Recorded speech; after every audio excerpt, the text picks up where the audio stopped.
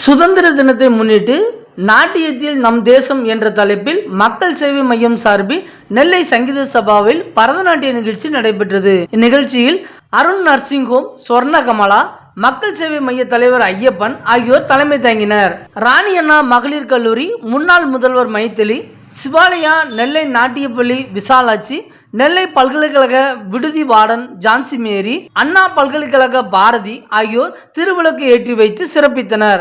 நிகழ்ச்சியில் சிறப்பு விருந்தினராக முன்னாள் MP சவுந்தரராஜன் சுதந்திர தினம் மற்றும் பரதநாட்டிய சிறப்புகள் குறித்து பேசினார். தொடர்ந்து பல்வேறு நாட்டியப்பள்ளி மாணவிகளின் பரதநாட்டிய நிகழ்ச்சி நடைபெற்றது.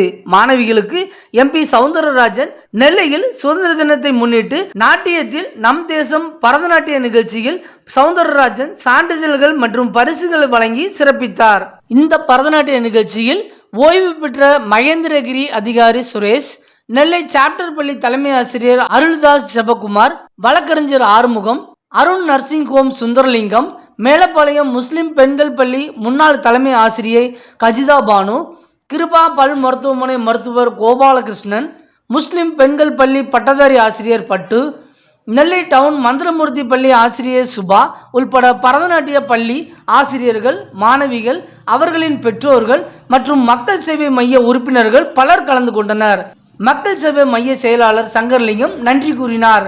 இந்நிகழ்ச்சியில் மக்கள் சேவை மைய நிர்வாகிகள் முத்து, விநாயகம், செல்வகுமார், சந்தனராஜ், கோமதி நாயகம், கந்தம்மாள், ஹரிணி, சண்முகலட்சுமி, குமார், நாகராஜன், நடராஜ், இசக்கி, முத்துக்குமார் மற்றும் பலர் கலந்து கொண்டனர்.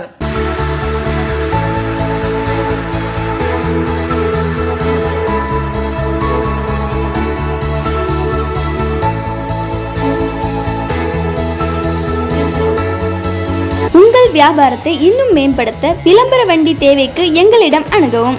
9443554244